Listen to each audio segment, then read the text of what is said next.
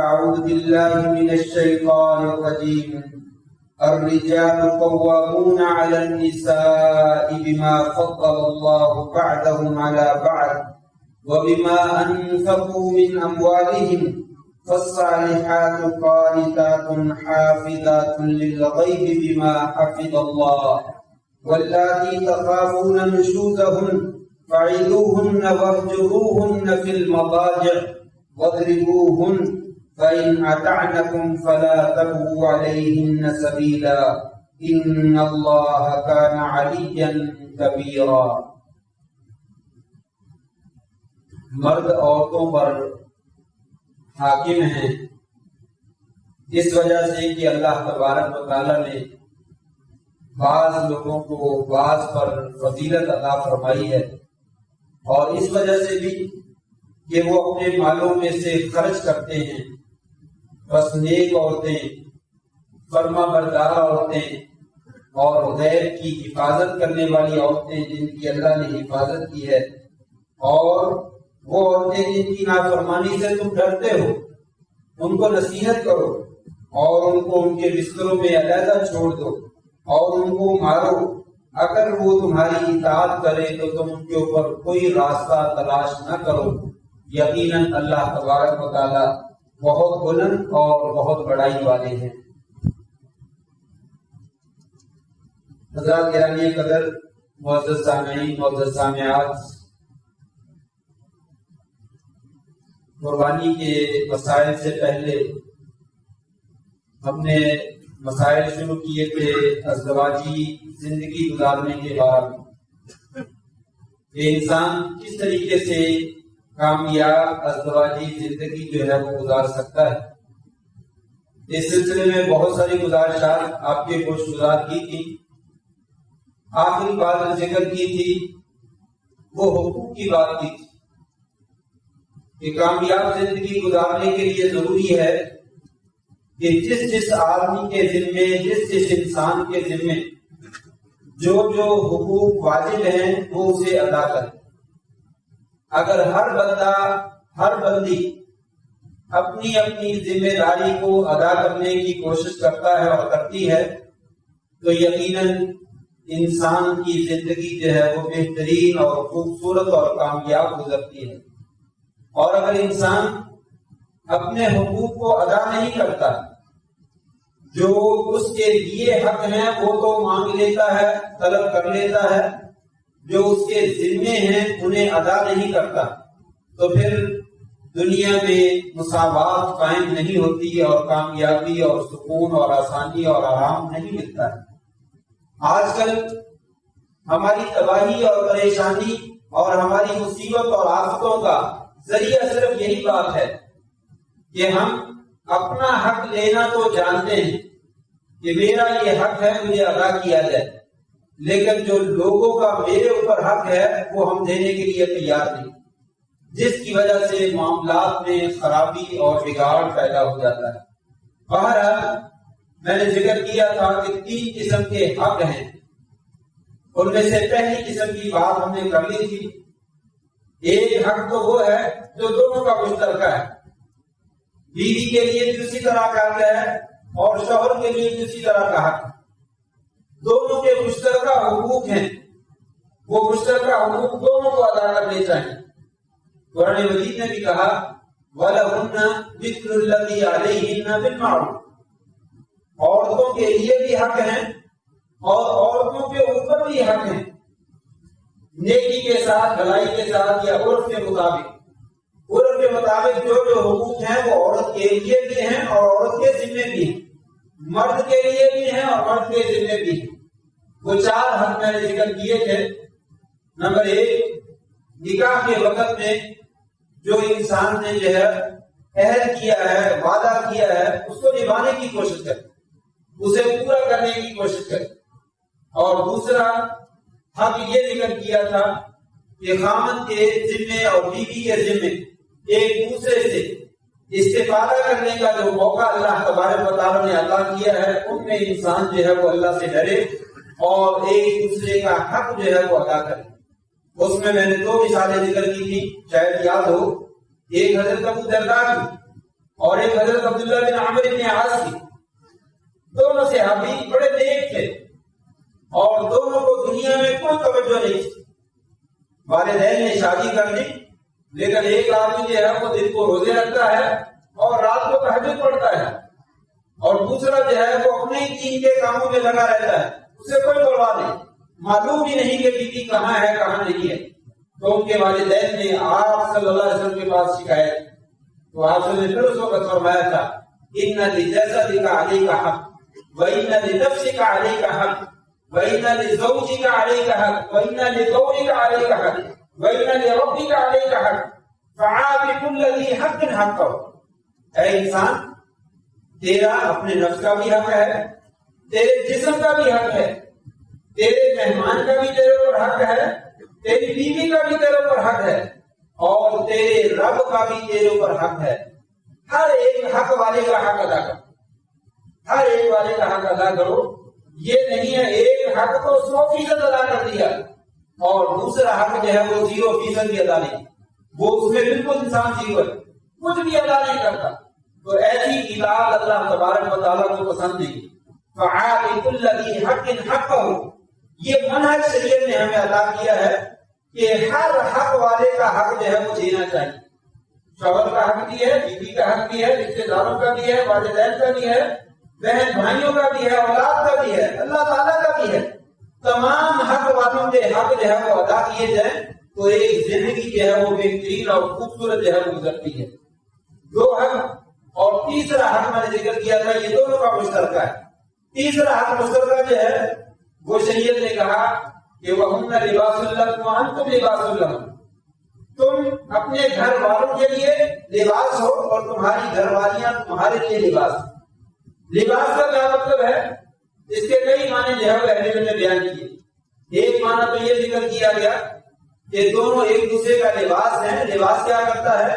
عیبوں کو چھپاتا ہے، ظاہر نہیں کرتا. جسم میں کوئی بھی عیب ہو، اگر ان کو لباس پہن لیا جائے تو وہ لباس عیب کو چھپا دیتا ہے. میاں بیوی دونوں ایک دوسرے کے لیے لباس بن جاتے ہیں، وہ ایک دوسرے کے عیبوں پہ پردہ ڈالتے ہیں، ایک دوسرے کے عیبوں کو ظاہر نہیں کرتے. انسان اپنا کپڑا اٹھاتا ہے تو اپنا ہی جسم ننگا کرتا ہے. ایسے ہی میاں بیوی ہیں، اگر ایک دوسرے کے عیب کو لوگوں کے سامنے ذکر کیا جائے تو گویا کہ اللہ تعالیٰ فرماتا ہے تم نے اپنے آپ کو ننگا کر. ایک معنی لباس کا یہ. دوسرا معنی یہ کہ اہل علم نے لباس کا کیا ہے کہ لباس کا مطلب یہ ہے کہ لباس پہن کر انسان ایک بنتا ہے یا 2 بنتے ہیں. جب انسان لباس پہن لیتا ہے اور لباس پہن کر کسی محفل میں کسی مجلس میں شرکت کرتا ہے تو کیا کہتے ہیں؟ 2 بندے آئے یا کہ 1 بندہ آیا؟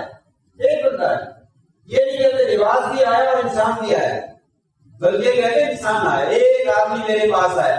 اس کا مطلب یہ ہے کہ شادی کرنے کے بعد انسان میاں اور بیوی دونوں ایک ہو جاتے ہیں، یک جان اور 2 کالے. اگرچہ وجود 2 ہیں لیکن حقیقت میں وہ ایک ہی ہے. اللہ تبارک و تعالیٰ نے شادی کر کے دونوں کو ایک بنا دیا. گویا کہ ایک آدمی کا دکھ درد جو ہے وہ دوسرے کا ہے، ایک آدمی کا معاملہ گویا کہ وہ دوسرے کا ہے. یہ دونوں کو اللہ تبارک و تعالیٰ نے برابر کی حیثیت دی ہے کہ دونوں ایک دوسرے کا لباس ہے. اور تیسرا معنی بھی کیا گیا کہ دونوں عزت میں برابر کے شریک. جتنی عزت شوہر کی ہونی چاہیے اتنی ہی عزت بیوی کی بھی ہونی چاہیے، جتنی بیوی کی ہونی چاہیے اتنی ہی شوہر کی بھی ہونی چاہیے. دونوں جو ہے وہ عزت میں بھی برابر ہیں. یہ اللہ تبارک و تعالیٰ فرمایا ہن لباس لکم وانتم لباس لہم، وہ تمہارے لیے لباس ہیں اور تم ان کے لیے لباس ہو. دونوں ایک ہی وجود ہو، یا تمہاری عزت ایک ہے یا تم ایک دوسرے کے لیے عیبوں پر پردہ ڈالنے والے ہو، ایک دوسرے کے رازدان ہو، تم ایک دوسرے کے رازوں کو افشا کرنے والے نہیں. اسی سے کہا گیا ہے کہ کوئی مرد جو ہے کسی عورت کا راز اپنے دوستوں کی محفل میں جا کر بیان کرے، اور کوئی عورت اپنے شوہر کے کوئی بھی خاص جو معاملات ہیں ان میں سے کسی بھی معاملے کا تذکرہ جو ہے اپنی دوستوں اور اپنی سہیلیوں کے اندر جا کر نہ کرے. فرمایا ان من اشر الناس منزلۃ عند اللہ، اللہ تعالیٰ کے یہاں سب سے بدترین مقام اس مرد کا ہے، اس عورت کا ہے جو دونوں آپس میں ملتے ہیں اور ایک دوسرے کے راز جو ہے وہ لوگوں کو جا کر جو ہے وہ بتلاتے ہیں. فرمایا ایسا انسان اللہ تبارک و تعالیٰ کے یہاں بدترین مقام کے اوپر ہے.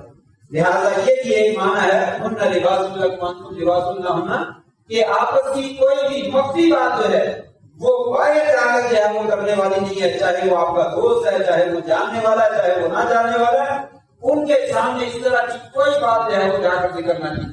یہ 3 حق اور چوتھا مشترکہ حق جو تھا اس کے بارے میں تھوڑی سی بات میں نے اشارہ کیا تھا اور بات مکمل نہیں، اس کے بات ختم کر دی. وہ وراثت کا معاملہ ہے. شریعت نے میاں اور بیوی کو دونوں کو وراثت میں حصہ دیا ہے. آج بتا وراثت میں تھوڑا سا حصہ کم اور زیادہ ہے. اللہ تبارک و تعالیٰ نے فرمایا وَلَكُمْ نِصْفُ مَا تَرَكَ أَزْوَاجُكُمْ إِن لَّمْ يَكُن لَّهُنَّ وَلَدٌ، تمہارے لیے وراثت میں نصف جائیداد ہے تمہاری بیویوں کی، اگر تمہاری بیویوں کی اولاد موجود نہ ہو. اگر بیوی کی اولاد موجود نہ ہو تو شوہر کو بیوی کی وراثت میں سے نصف جائیداد جو ہے وہ ملتی ہے. یعنی بیوی فوت ہو گئی ہے اور بیوی کی اولاد موجود ہے، چاہے اس شوہر سے چاہے کسی اور شوہر سے، بیوی کی اولاد کا ہونا ضروری ہے، شوہر کی اولاد نہیں. شوہر کی اولاد اگر اس بیوی سے ہے تو وہ تو بیوی کی بن گئی، اگر کسی اور بیوی سے ہے تو اس کا اس کے ساتھ کوئی تعلق نہیں. بیوی فوت ہوئی ہے تو بیوی کی اولاد کو دیکھنا ہے کہ جس کا بیٹا یا بیٹی موجود ہے تو پھر جو ہے وہ شوہر کو نصف نہیں ملے گا. اگر اس کی کوئی اولاد نہیں ہے پھر شوہر کو نصف جائیداد مل جائے. 10 لاکھ روپے جائیداد ہے، 5 لاکھ روپے شوہر کے حصے میں جائیداد جو ہے وہ آ جائے اگر بیوی کی اولاد نہیں. اگر بیوی کی اولاد موجود ہے تو تمہارے لیے جو ہے وہ چوتھا حصہ 1/4، یعنی 4 لاکھ میں سے 1 لاکھ روپے، 4 لاکھ میں سے 1 لاکھ روپے جائیداد جو ہے وہ شوہر کو ملے گی اگر بیوی کی اولاد جو ہے وہ موجود. یہ شوہر کا حصہ تھی. سب سے آسان وراثت میں یہ میاں بیوی کا حصہ ہی. بہت سارے مسائل ہیں، کافی پیچیدہ بھی ہیں، لیکن شوہر کی اور بیوی کی وراثت بالکل آسان. بیوی کی اولاد موجود ہے تو شوہر کو چوتھا حصہ، بیوی کی اولاد موجود نہیں ہے تو شوہر کو نصف جائیداد جو ہے وہ ملتی ہے. اس کے تھوڑا سا اضافی کر لیں، اگر شوہر فوت ہو جائے تو بیوی کو چوتھا حصہ ملے گا. اگر شوہر کی اولاد موجود نہیں ہے، اگر شوہر کا بیٹا یا بیٹی موجود نہیں ہے تو بیوی کو اس کی وراثت میں سے جائیداد میں سے چوتھا حصہ ملے گا. اور اگر اولاد موجود ہے تو بیوی کو 8واں حصہ ملے گا. وَلَهُنَّ الثُّمُنُ، ان کے لیے 8واں حصہ ملے گا. گویا کہ شوہر کا نصف اور چوتھا حصہ ہے اور بیوی کا چوتھا یا 8واں حصہ ہے. یہ دونوں حصے جو ہے وہ شریعت نے ذکر کیے. شوہر کو عموماً ایک ہی ہوتا ہے، اس لیے یا تو اس کو نصف جائیداد مل جائے گی یا چوتھا حصہ مل جائے گی. بیویاں بسا اوقات ایک سے زیادہ بھی ہوتی ہیں، کسی کی 2 بیویاں ہیں، کسی کی 3 ہیں، کسی کی 4 ہیں. اگر شوہر فوت ہو گیا اور اس کی 4 بیویاں ہیں اور اس کی اولاد بھی موجود ہے تو 4 بیویوں کو 8واں حصہ دیا جائے. مثلا 8 لاکھ روپے جائیداد ہے تو 1 لاکھ روپے 8واں حصہ ملے گی. اگر ایک بیوی ہے تو 1 لاکھ وہ دے جائے گی. اگر 2 ہیں 50,000 مل جائے گی. اگر 4 ہیں تو سب کو 25,000 مل جائے گی. تو 1/8 جو ہے وہ تمام بیویوں میں تقسیم کیا جائے. یہ اللہ تبارک و تعالیٰ نے حق ذکر کیا ہے، شوہر کا بھی اور بیوی کا مشترکہ حق ہے. دونوں کو ایک دوسرے کی وراثت میں سے جو ہے وہ حصہ ملتا ہے. ہاں بتا وراثت میں شوہر کا حصہ تھوڑا سا زیادہ ہے اور مرد کا حصہ جو ہے وہ کم ہے. اس کی وضاحت آگے آ رہی ہے کہ اللہ تبارک و تعالیٰ نے فرق جو ہے وہ کیوں رکھا ہے. یہ 4 حقوق تھے جو مشترکہ ہے. بیوی کا بھی حق ہے اور شوہر کا بھی حق ہے. کچھ حق ایسے ہیں جو صرف شوہر کے ہیں، بیوی کے ذمہ لگائے گئے ہیں کہ آپ نے ادا کرنے، اور کچھ حق ایسے ہیں جو بیوی کے ہیں، شوہر کے ذمہ لگائے گئے ہیں کہ آپ نے ادا کرنے. آج کے خطبہ جمعہ میں ہم پہلی بات کریں گے شوہر کے کیا حقوق ہیں جو بیوی کے ذمہ ہیں. کون کون سی ذمہ داریاں ہیں جو بیوی کو قبول کرنی چاہیے اور خوشی سے ادا کرنی چاہیے، بلکہ اس کا حق زوجیت ادا ہی کب ہوتا ہے جب ان حقوق کو ادا کرتا. آئیے ان میں سے چند ایک بات کرتے ہیں. ان میں سے پہلا حق جو ہے وہ شوہر کی خدمت کرنا. شوہر کی خدمت کرنا، شوہر چاہے کرے چاہے نہ کرے، وہ کچھ بھی نہ کرے، مجرد شادی کرنے کے بعد عورت کو چاہیے کہ اپنے خامد کی جو ہے وہ کیا کرے؟ خدمت کرے. اس خدمت میں کیا آتا ہے؟ اس کے کپڑے دھونا ہے، کپڑے استری کرنا ہے، کھانا بنانا ہے، گھر کی صفائی کرنا ہے، گھر کے جو ضروری کام کاج ہیں اور شوہر کی جو بھی ضروریات ہیں انہیں پورا کرنا، یہ بیوی کی ذمہ داری ہے. معروف طریقے کے مطابق، اپنے اپنے عرف کے مطابق، اپنے اپنے ماحول میں اور اپنے اپنے علاقوں میں جس طرح کا ماحول چل رہا ہے اس کے مطابق یہ سارے کام کاج جو ہے وہ عورت کے ذمہ ہیں. اس میں سے دلیل کیا ہے؟ نبی کریم صلی اللہ علیہ وسلم کی ایک حدیث ہے. حضرت محسن ابن محیصن رضی اللہ تعالیٰ عنہ، یہ محسن محیصن ابن محسن رضی اللہ تعالیٰ عنہ، ان کی پھوپھی نبی کریم صلی اللہ علیہ وسلم کے پاس آئی کوئی مسئلہ پوچھنے کے لیے. مسئلہ پوچھ لیا، جب وہ فارغ ہو گئی تو آپ نے اس وقت حضرت محسن ابن محیصن جو ہیں ان کی پھوپھی سے آپ نے سوال کیا، آپ شادی شدہ ہیں؟ اس عورت نے کہا جی ہاں میرا شوہر موجود ہے. آپ نے فرمایا تم اپنے شوہر کے ساتھ کیسا سلوک کرتی ہو، کیا معاملات کرتی ہو؟ تو اس عورت نے کہا یا رسول اللہ میں اپنے شوہر کی تمام معاملات میں خدمت کرتی ہوں، جو کچھ کر سکتی ہوں، جو میرے بس میں ہے تمام معاملات کرتی ہوں، سوائے اس کے کوئی ایسا کام آ جائے جو میں کر ہی نہیں سکتی وہ تو ظاہر میں نہیں کر سکتی. جو میں کر سکتی ہوں اپنے شوہر کے تمام معاملات جو ہے وہ میں ادا کرنے کی کوشش کرتی ہوں. اس وقت آپ نے یہ فرمایا تھا تو دیکھ خیال رکھ انما ہی جنتوں کے بناؤ. اس کا خاص خیال رکھنا، اس سلوک کو دیکھ ہی لینا. انما ہی جنتوں کے بناؤ گے، یہ تیرا شوہر جو ہے وہ تیری جنت کی ہے تیری جہنم کی. یہ تیرا شوہر، یہ حدیث صحیح ہے. آپ نے فرمایا یہ تیرا شوہر جو ہے یہ تیری جنت بھی ہے تیری جہنم بھی ہے.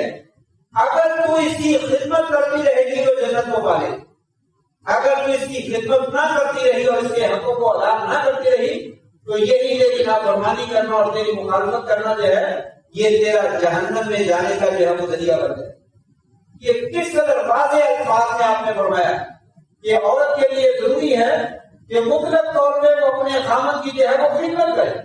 اس کی خدمت کر کے اگر جنت کو حاصل کرنا چاہتی ہے تو حاصل کر، اور اگر اس کے ساتھ بگاڑنا چاہتی ہے تو بگاڑ کے اپنے لیے جہنم کا جو ہے وہ سودا کر. یہ جو ہے وہ آپ صلی اللہ علیہ وسلم نے واضح طور پر ارشاد فرمایا کہ عورت کو چاہیے کہ اپنے خامد کی خدمت کرے. جو بھی اس کی ضروریات ہیں گھر کے طرح سے، باہر کے معاملات شوہر دیکھتا ہے لیکن گھر کے معاملات میں عورت کو دیکھنا چاہیے کہ شوہر کی جو ہے وہ کیا ضروریات ہیں. اور اس میں دو مثالیں میں ذکر کرتا ہوں، ویسے تو سینکڑوں مثالیں موجود ہیں. عورت کو اپنا خاندان اور اپنے باپ کا کاروبار اور اپنے معاملات پوچھے ان چیزوں کا خیال نہیں رکھنا چاہیے. اس کا مقام اور مرتبہ اپنی جگہ پہ، لیکن گھر میں وہ شوہر کے پاس بیوی کی حیثیت سے ہے. اس حیثیت سے شوہر کی خدمت کرنا اس کا جو ہے وہ حق بنتا ہے اور فرض بنتا ہے. دو مثالیں، حضرت فاطمہ رضی اللہ تعالیٰ عنہا وارضاہا سیدۃ نساء اہل الجنہ، کتنا بڑا مقام ہے، جنتی عورتوں کی سردار ہیں اور نبی کریم صلی اللہ علیہ وسلم کی جگر گوشہ بطول ہے. آپ کے جگر کا ٹکڑا ہے اور آپ شدید محبت کرتے ہیں. حضرت علی سے کہا تھا علی جب تک یہ فاطمہ زندہ ہے کسی اور عورت سے شادی نہ کرنا. جو چیز میری بیٹی کو تکلیف پہنچاتی ہے وہ چیز مجھے بھی تکلیف پہنچاتی ہے، لہٰذا میری بیٹی کو پریشان نہ کرنا. اس قدر آپ شدید محبت کرتے تھے اور ان کو مقام دیتے تھے. حضرت فاطمہ گھر میں تشریف لاتی رضی اللہ تعالیٰ عنہ تو نبی کریم کھڑے ہو جاتے، ان کا آگے بڑھ کر استقبال کرتے، ان کی پیشانی پہ بوسہ دیتے اور ان کا بازو پکڑ کے اور بازو لا کر جہاں پہ نبی کریم خود بیٹھے ہوتے وہاں پہ بٹھاتے، وہاں پہ لا کر خود بٹھاتے. یہ اس قدر مقام نبی کریم صلی اللہ علیہ وسلم نے آپ کو عطا کیا. اللہ نے بھی عطا کیا. بہت زیادہ شدید محبت کرنے والی تھی اللہ کے رسول سے اور اللہ کے رسول سے. صحابہ کرام بھی ان سے محبت کرتے تھے، حضرت علی بھی ان سے محبت کرتے تھے، لیکن اس کے باوجود حضرت فاطمہ رضی اللہ تعالیٰ کا مواقع ایسا بھی جانتے ہیں کہ گھر میں محنت اور مشقت خوب کرتی تھی اور آپ نے اس محنت اور مشقت سے منع نہیں کیا.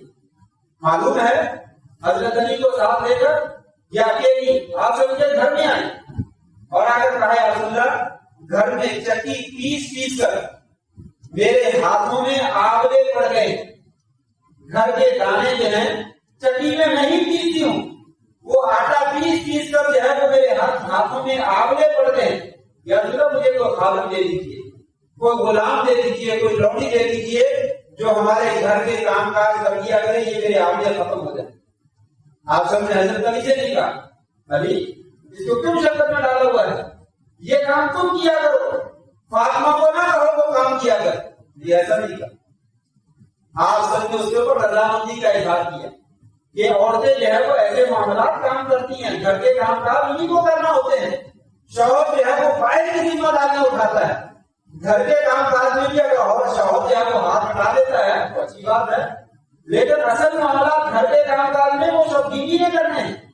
آپ سب نے اس وقت کہا تھا فاطمہ کوئی بات نہیں کرتی رہو، میں تجھے خادم سے زیادہ بہتر عمل نہ بتا دوں، میں اللہ کیوں نہیں بتا دیجیے، اور میں جب رات کو سونے لگو اور بستر پہ بیٹھو تو 33 مرتبہ سبحان اللہ پڑھ لیا کرو، 33 مرتبہ اللہ اکبر پڑھ لیا کرو، اور 33 مرتبہ الحمدللہ پڑھ لیا کرو، اور 34 مرتبہ اللہ اکبر پڑھ لیا کرو، یہ تیرے لیے غلام سے اور خادم سے کہیں زیادہ ہے۔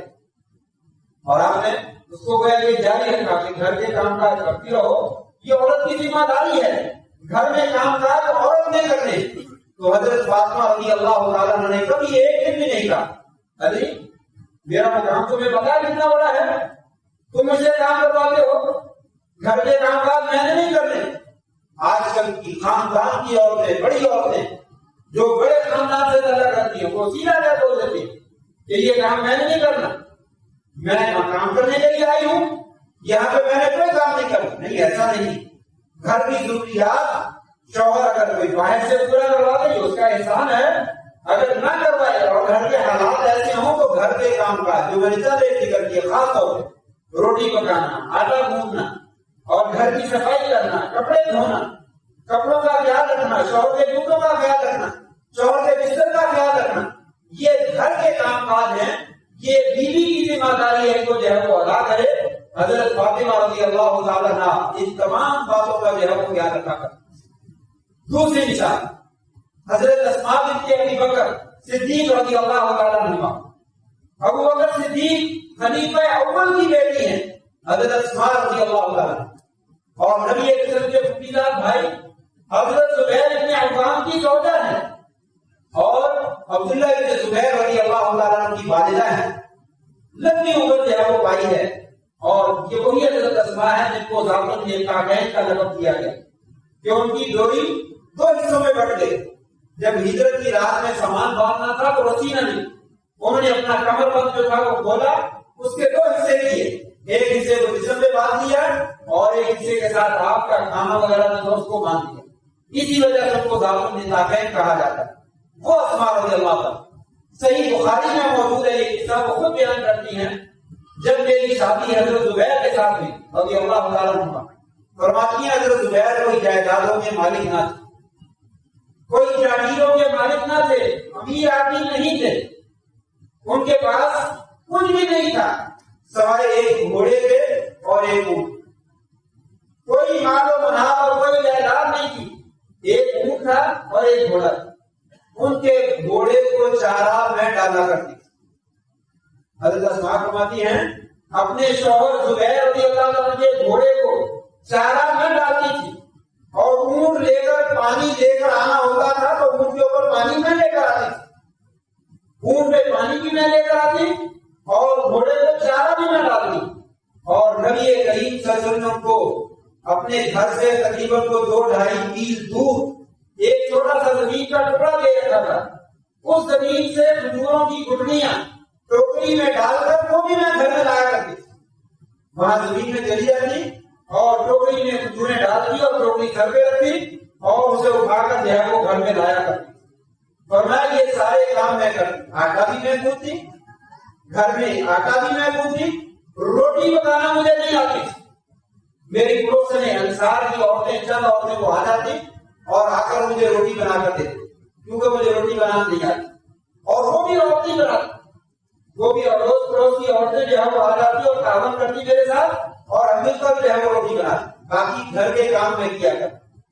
یہ حضرت اسماء بنت ابی بکر صدیق رضی اللہ تعالیٰ عنہ ان کا قصہ صحیح بخاری میں موجود ہے، اور یہ حقوق آپ سب نے واضح نہیں کیے، اللہ تبارک و تعالیٰ نے قرآن مجید میں ذکر نہیں کیے، اشارے کے رائے میں، جیسا کہ یہاں پہ میں نے آیتیں پڑھی اور نشر کا فرمایا انما ہی الجنۃ ونار، اے عورت یہ شوہر تیرا جو ہے وہ تیری جنت کی ہے تیری جہنم کی ہے، اگر تو خدمت کرے گی تو جنت میں چلی جائے گی، اگر تو جو ہے وہ خدمت نہیں کرے گی تو تیرے لیے معاملہ جو ہے وہ مشکل بن جائے گا۔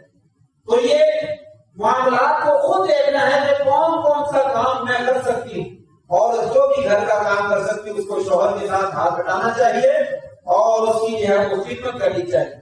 یہ پہلا حق ہے کہ بغیر کہنے کے عرف کے مطابق عورت کو جو ہے وہ کام کاج کرنا چاہیے۔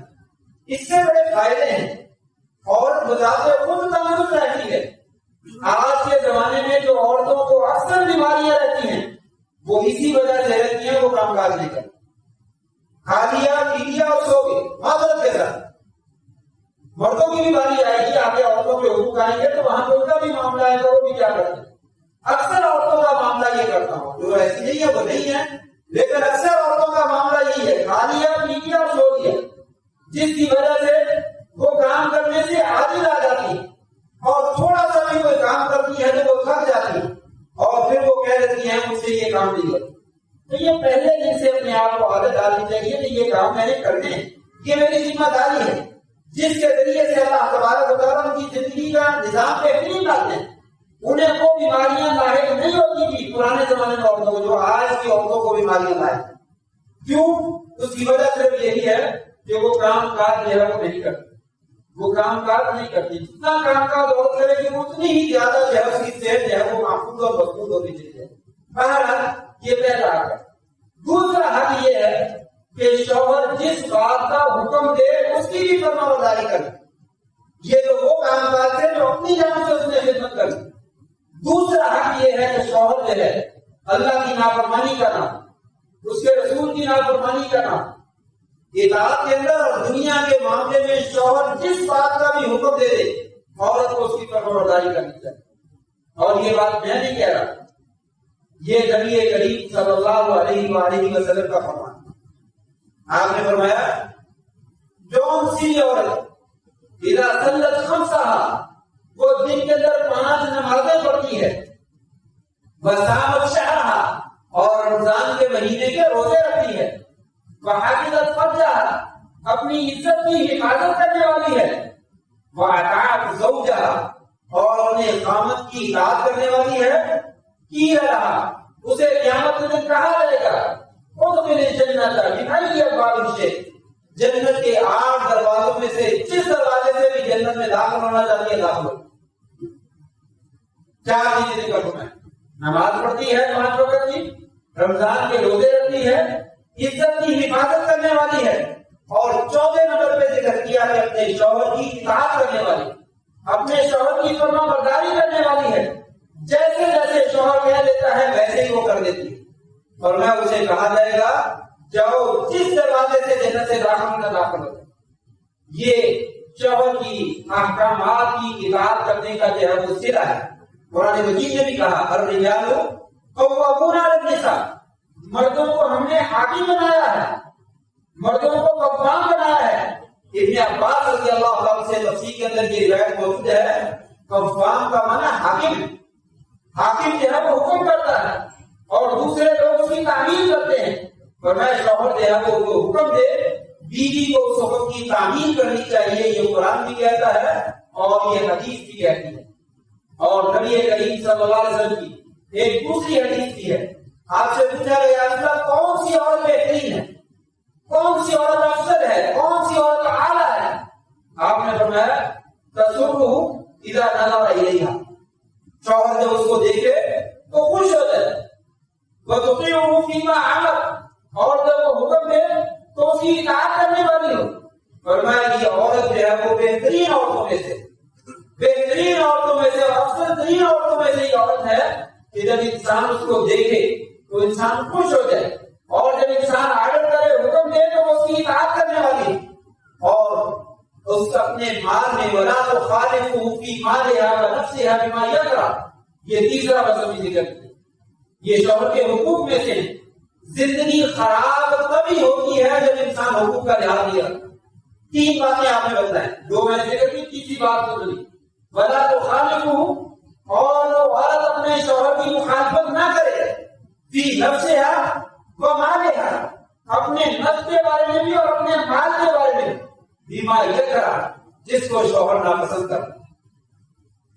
شوہر جو ہے اس کے نفس کے بارے میں کو حکم دیتا تم نے ایسے ہی کرنا ہے، اسے ایسے ہی کرنا چاہیے۔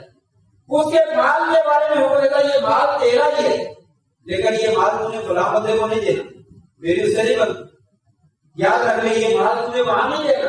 اور عورت جو ہے وہ چھپ چھپ کے پھر دیتی، عورت جو ہے وہ پھر چھپا چھپا کے دیتی، یہی سے معاملات ظاہر ہو جاتے۔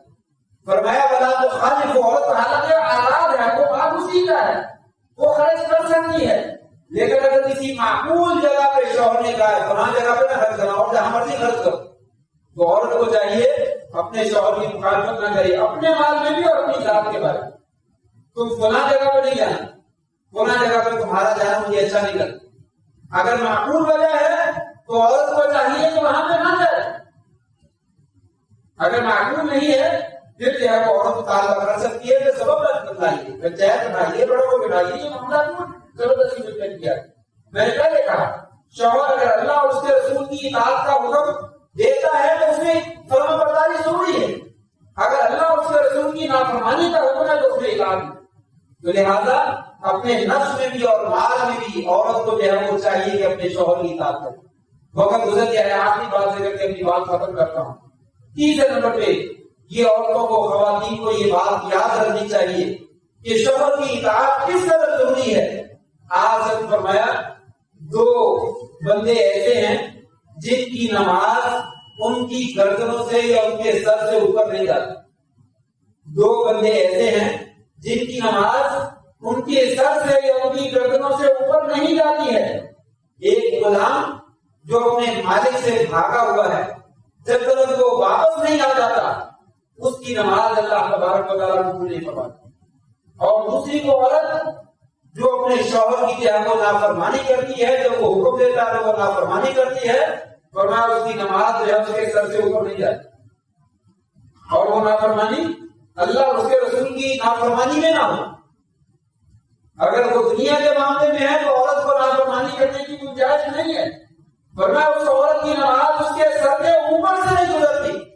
جو عورت جو ہے وہ اپنے شوہر کی نافرمانی کرتی ہے یہاں تک کہ واپس آتی، اگر وہ واپس بدل آتی ہے تو اللہ تبارک و تعالیٰ اس کی نماز قبول کرتے ہیں، اگر نہیں واپس آتی تو نماز قبول نہیں ہوتی۔ تو اس قدر جو ہے یہ مہم معاملہ ہے۔ عورت کی ذمہ داری ہے کہ اپنے شوہر کی ویسے بھی خدمت کرے، اور خاص طور پہ اگر وہ کسی بات کی اطاعت کا حکم دے دیتا ہے تو اس بیوی کو چاہیے کہ اس کام کے اندر اس کی اطاعت کرے اور نافرمانی کرنے کی کوشش نہ کرے۔ دنیا میں بھی یہ زندگی بڑی خوبصورت گزرتی ہے اور آخرت میں بھی کامیابی ہی کامیابی ہے۔ اللہ تبارک تعالیٰ سے دعا ہے اللہ کریم ہمیں کتاب و سنت کو سمجھ کر اس کے مطابق جو ہے وہ زندگی گزارنے کی توفیق نصیب فرما دے۔ وآخر دعوانا ان الحمد للہ رب العالمین۔